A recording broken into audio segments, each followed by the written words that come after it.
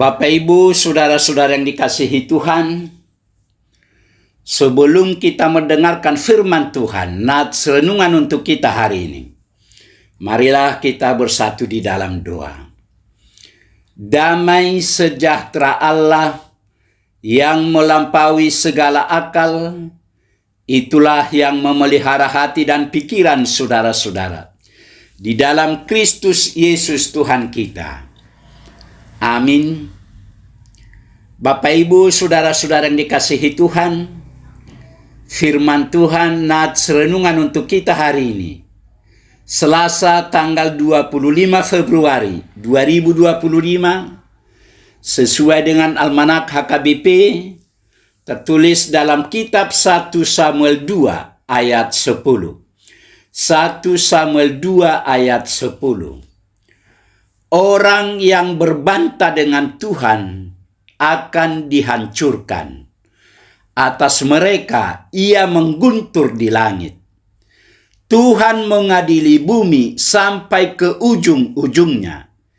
Ia memberi kekuatan kepada raja yang diangkatnya dan meninggikan tanduk kekuatan orang yang diurapinya. Demikian firman Tuhan. Puji-pujian Hana. Saudara-saudara yang dikasihi Tuhan, bagian ini menggambarkan ucapan syukur Hana kepada Tuhan telah menjawab doanya. Tetapi puji-pujian yang dipanjatkan Hana melampaui puji-pujian seorang ibu yang memperoleh seorang anak. Puji-pujian Hana adalah puji-pujian umat Tuhan yang mengenal Tuhannya. Kalimat-kalimat yang diucapkan begitu agung, sehingga membuat kita makin mengakui bahwa Hana adalah seorang perempuan yang sangat limpah dengan pengenalan akan siapa Tuhannya. Hal pertama yang dinyatakan Hana adalah bahwa Tuhanlah sumber kekuatannya, ayat 1 sampai dengan ayat 4. Dia tidak punya kekuatan perang, tidak punya pasukan tentara, tidak punya senjata, tetapi Tuhan yang melindungi dia. Tuhan memperhatikan mereka yang tertindas. Tuhan adalah Allah yang memberikan keadilan bagi yang diperlakukan tidak adil. Seluruh Alkitab penuh dengan tema ini. Bahkan Israel pun dibebaskan Tuhan karena Tuhan tidak tahan melihat ketidakadilan yang terjadi. Keluaran 3 ayat 7.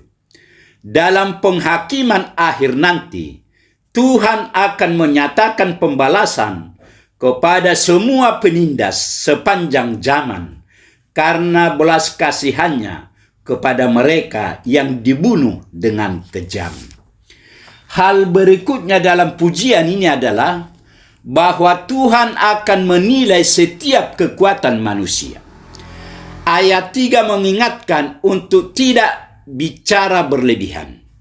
Segala ucapan-ucapan sombong, segala pikiran-pikiran yang terlalu membanggakan kekuatan sendiri akan dikoreksi oleh Tuhan.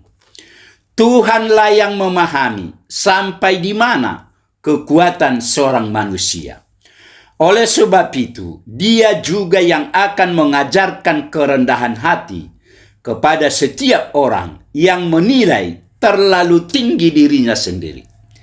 Siapa yang menilai dirinya terlalu tinggi, melampaui kenyataan yang ada, akan direndahkan oleh Tuhan.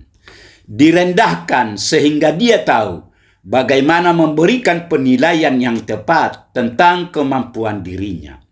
Siapa sajakah orang yang meninggikan diri itu? Mari kita perhatikan ayat-ayat selanjutnya. Ayat 4 dan 5 berbicara tentang orang-orang yang menganggap dirinya kuat dan kaya, tetapi lupa kalau sumber kekuatan dan sumber kekayaan yang sejati adalah Tuhan. Kekuatan Tuhanlah yang menopang manusia, dan Tuhanlah yang memberikan segala yang dapat dinikmati oleh setiap orang. Siapa yang menganggap kekuatannya besar tanpa harus mengandalkan Tuhan, dialah orang yang akan direndahkan oleh Tuhan. Siapa yang mengatakan, usahaku sendiri yang memberikan aku kekayaan ini, dia juga akan direndahkan oleh Tuhan. Setelah itu ayat 6 sampai dengan ayat 8 menyatakan pengenalan Allah, pengenalan Hana akan Tuhan yang berdaulat atas segala sesuatu. Tuhan yang memegang nyawa setiap orang.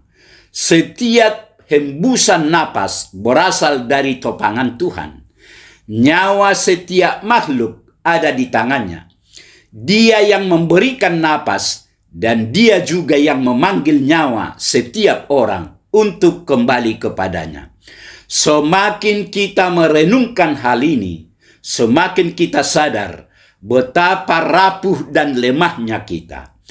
Orang-orang yang menganggap diri kuat, kaya, dan berhikmat, kalau ternyata Tuhan akan mematikan, maka kekuatan, kekayaan, dan hikmatmu tidak akan sanggup menolongmu. Tuhan yang memberikan kelimpahan, maka Tuhan juga yang sanggup membuat orang paling kaya sekalipun menjadi miskin dalam sekejap. Dia juga yang meletakkan orang-orang yang hina dari debu untuk menjadi penguasa bersama-sama dengan para pangeran. Ayat 9 dan 10 menyatakan tentang Allah yang memberikan damai sejahtera kepada orang-orang yang dikasihinya, tetapi juga memberikan kebinasaan bagi orang-orang fasik.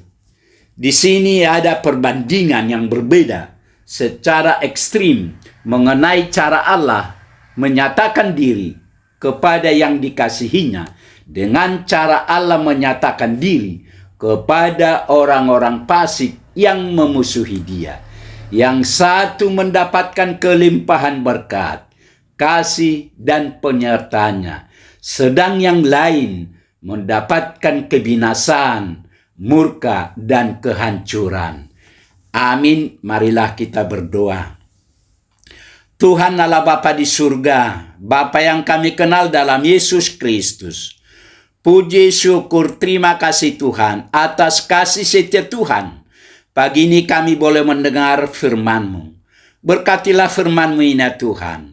Berkati kami semua anak-anak-Mu, agar kami tetap bersukacita memuji dan memuliakan nama-Mu. Terima kasih Tuhan. Dalam Yesus kami berdoa. Amin.